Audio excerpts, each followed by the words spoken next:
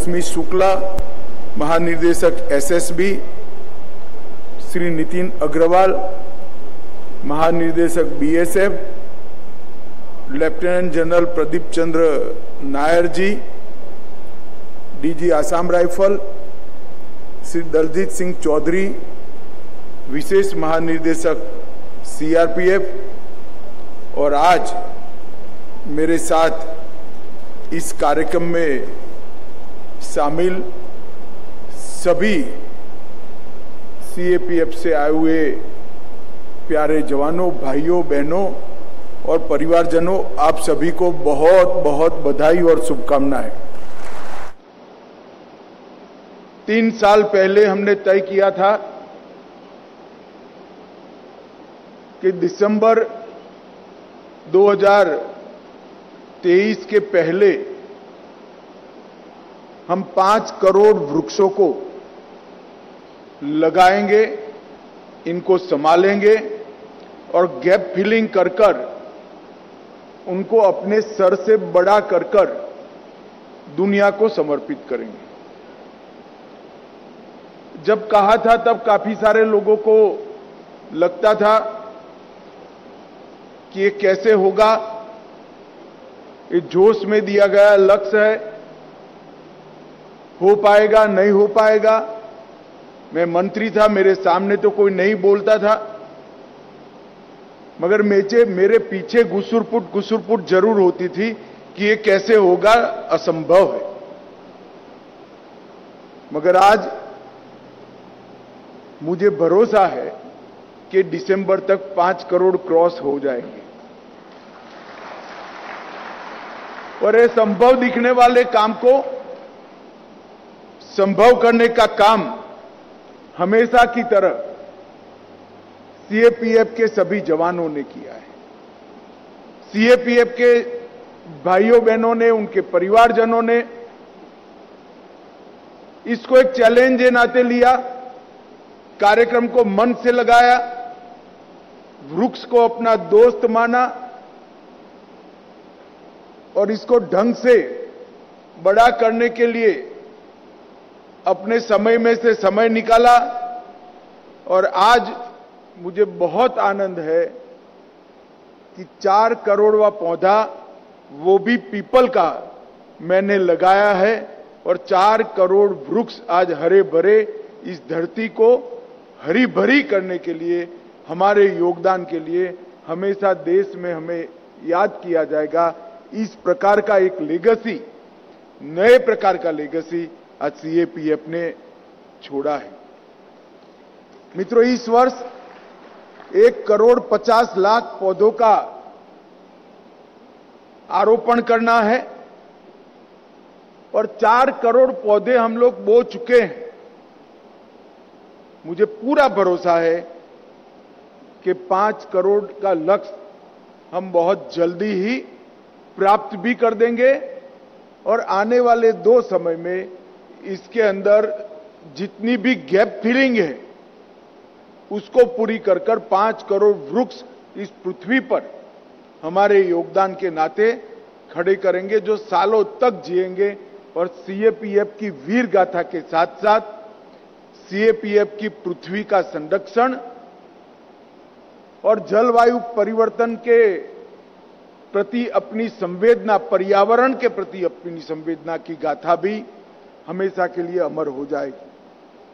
मित्रों, आज परमवीर चक्र विजेता लेफ्टिनेंट कर्नल एबी तारापुर का जन्मदिन है।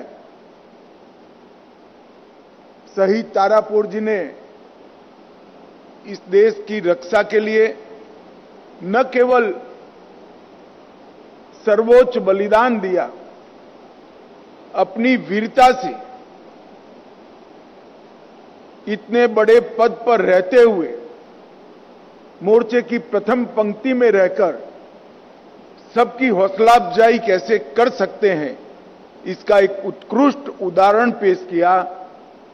भारत की जनता ने, भारत की सरकार ने उनको हमारा सर्वोच्च सम्मान परमवीर चक्र से सम्माना है और भारत सरकार ने देश के प्रधानमंत्री जी ने अभी अभी अंडमान निकोबार में एक द्वीप को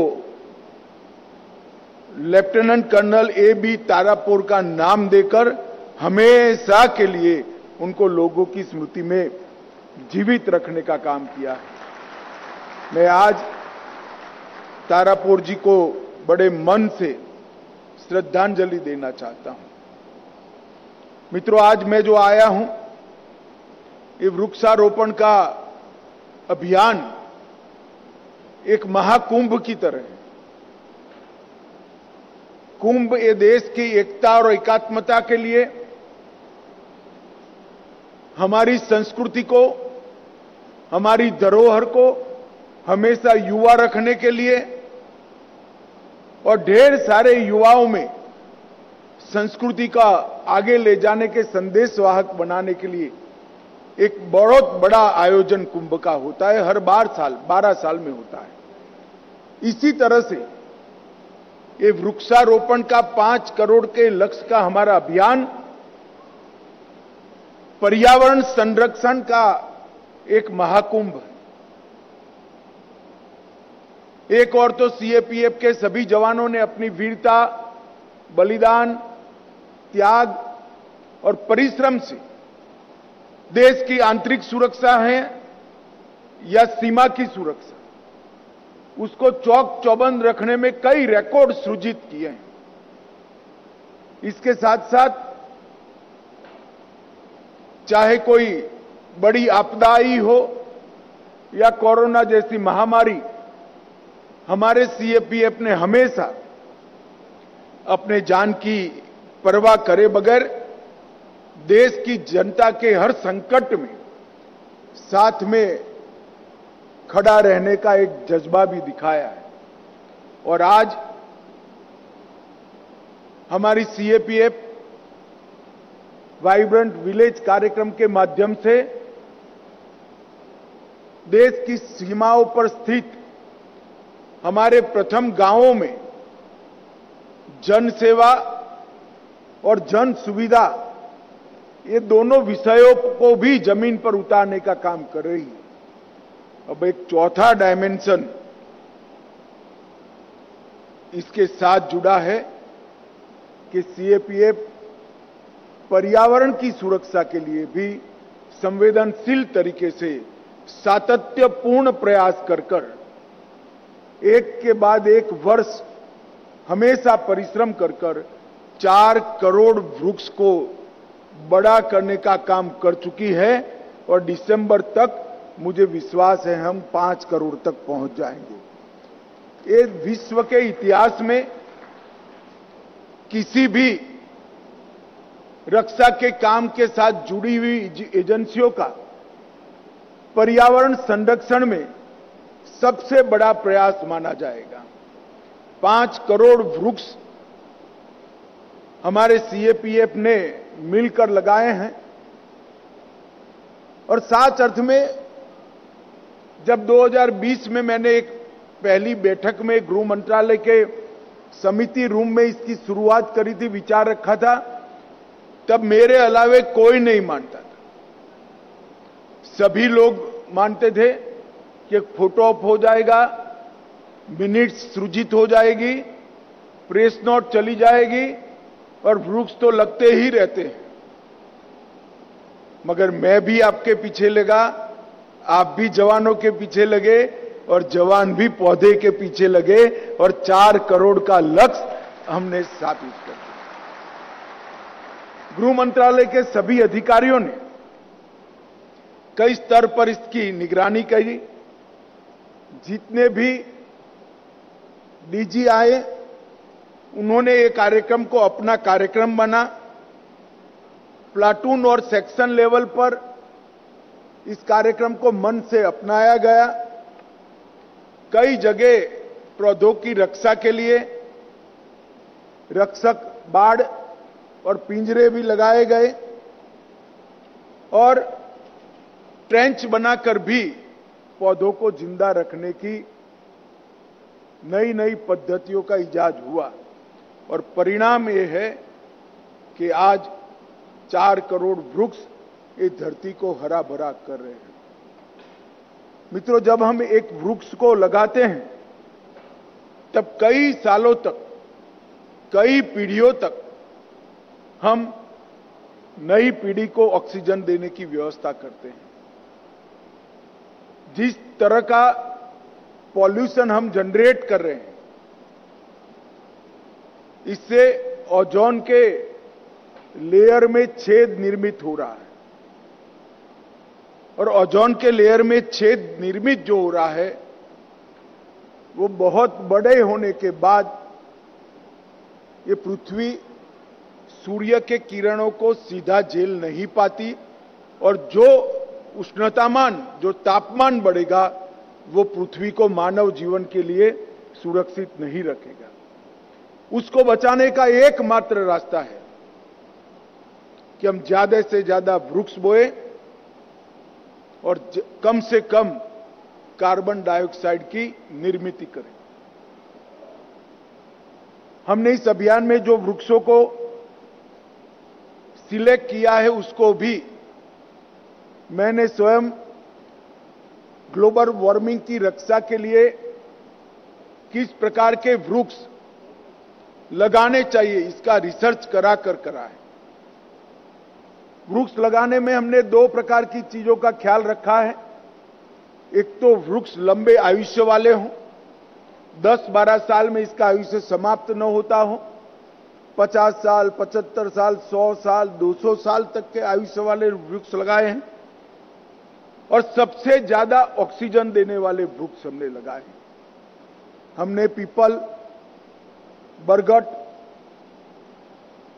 नीम, जामुन, इस प्रकार के लंबे आयु वाले वृक्षों को सिलेक्ट किया है, और ये सारे वृक्ष 100% से लेकर 60% तक ऑक्सीजन को उत्सर्जन करने वाला वृक्ष होता है।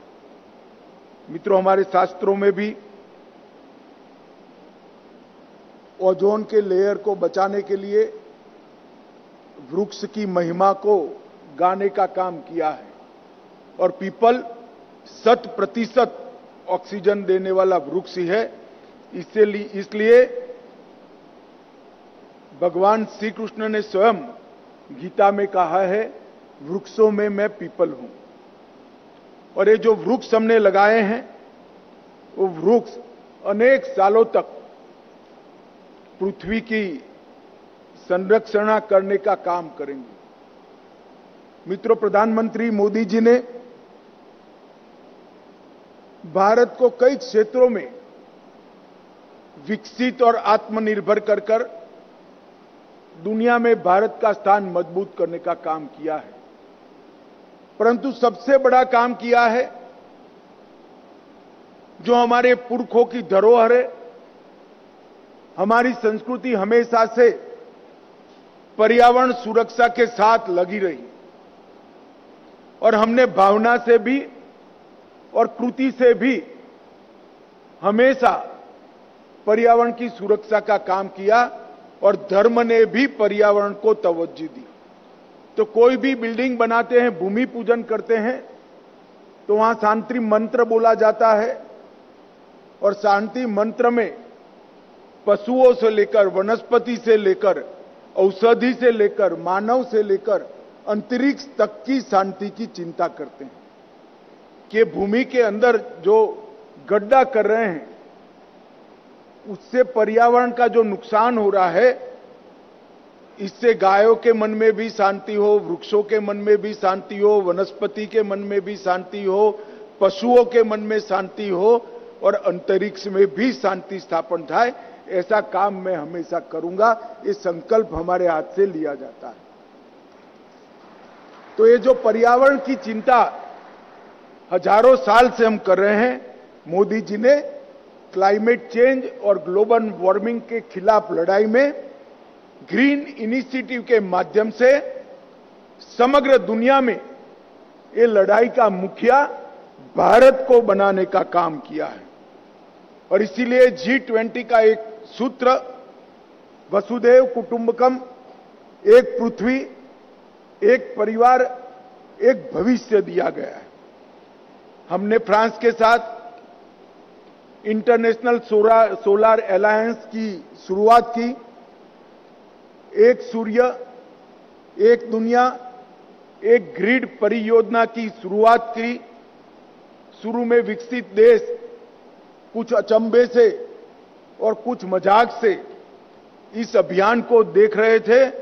मुझे आनंद और संतुष्टि है कि मखौल उड़ाने वाले सारे लोग आज सोलर अलायंस के मेंबर बनकर इसमें सहयोग कर रहे हैं। ये भारत की बहुत बड़ी उपलब्धि है।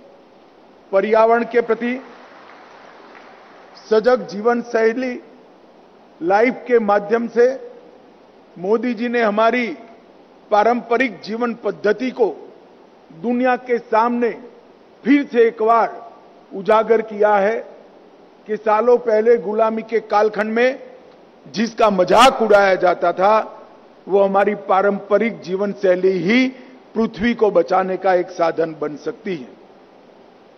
लाइफस्टाइल फॉर एनवायरनमेंट और लाइफ मिशन, ये दो आज पूरी दुनिया इसका अनुकरण कर रही है और ये सब इनिशिएटिव के कारण मोदी जी को संयुक्त राष्ट्र ने चैंपियन ऑफ अर्थ के सम्मान से भी सम्मानित किया है। सिंगल यूज प्लास्टिक पर आज की जरूरियातों को ज्यादा डिस्टर्ब करे बगैर कैसे सिंगल यूज प्लास्टिक को कम किया जा सकता है, इसकी नई पद्धतियां भी भारत ने खोजी है। स्वच्छता अभियान चलाकर पर्यावरण की सुरक्षा की दिशा में एक बहुत बड़ा कदम उठाया है। पहले देश में 39% घरों में टॉयलेट थे, आज 99.9% घरों में टॉयलेट है। ये हमारे पर्यावरण की सुरक्षा में बहुत बड़ी उपलब्धि। पंचामृत, नेट जीरो कार्बन मिशन, अंतर्राष्ट्रीय सौर संगठन, 20% इथेनॉल ब्लेंडिंग और बायोगैस को बायोफ्यूल बनाने के लिए 12 आधुनिक रिफाइनरियों का निर्माण और ग्रीन हाइड्रोजन मिशन, ये सारे इनिशिएटिव आज विश्व उत्सुकता से देख भी रहा है और इसको स्वीकार भी कर रहा है। पर्यावरण के विषय में 8 महत्वपूर्ण mission, national solar mission, national mission for enhanced energy efficiency, national mission on sustainable habitat, national water mission, national mission for green India, national mission for sustaining Himalayan ecosystem, national mission for sustainable agriculture और national mission on strategic knowledge for climate change. ये 8 initiative ने एक नए तरीके से सालों से जो हमारी युगों से जो हमारी धरोहर थी पर्यावरण की सुरक्षा, उसको समग्र विश्व के सामने नए सिरे से प्रस्थापित करने का काम देश के प्रधानमंत्री जी ने किया है।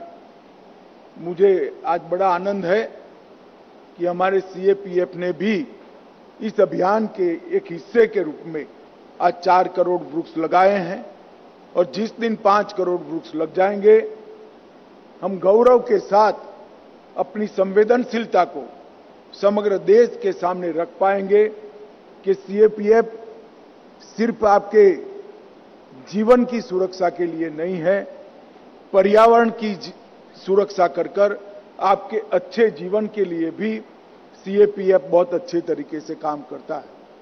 मित्रों, आज मैं सीएपीएफ के छोटे से छोटे अधिकारी से लेकर यहां बैठे हुए सभी डीजी के तक और सीएपीएफ से लेकर गृह सचिव तक पूरे गृह मंत्रालय के सभी कर्मचारी, अधिकारी और विशेषकर जवान भाइयों बहनों को बहुत हृदय से बहुत बहुत अभिनंदन भी देना चाहता हूं और बहुत बहुत साधुवाद भी देना चाहता हूं।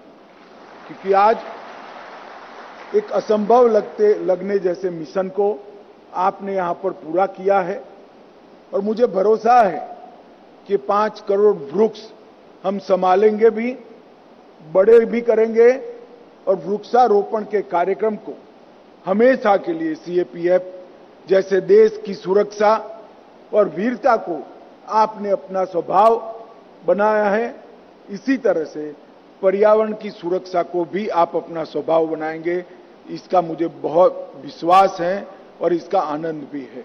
फिर से एक बार सभी को धन्यवाद और साधुवाद देकर मेरे शब्दों को यहां समाप्त करता हूं।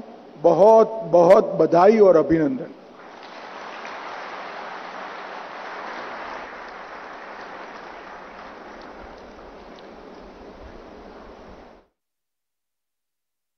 बड़ी बातें हैं जिसका जिक्र किया है गृह मंत्री अमित शाह ने। आज देश में 99.9% घर जो है सुरक्षित है और देखिए किस तरीके से बड़ी बात जो है वो सामने आई। आज दुनिया भारत की ओर देख रही है, ये बात कही गई है। साथ ही देखिए 99.9% घरों में टॉयलेट है और स्वच्छता को लेकर कई ऐसी बड़ी बात जो है वो गृह मंत्री अमित शाह ने कही है। गृह मंत्री अमित शाह नोएडा के दौरे पर हैं। 4 से 5 घंटे का कार्यक्रम जो है वो नोएडा, ग्रेटर नोएडा में रखा गया है। ये तस्वीरें आप देख रहे हैं, सुरक्षा के पुख्ता इंतजाम किए गए। ये तस्वीरें जब बच्चों से मिल रहे थे गृह मंत्री अमित शाह, पौधारोपण किया। पौधारोपण के दौरान जो वहां पर बच्चे मौजूद थे उनसे भी गृह मंत्री अमित शाह ने मुलाकात की।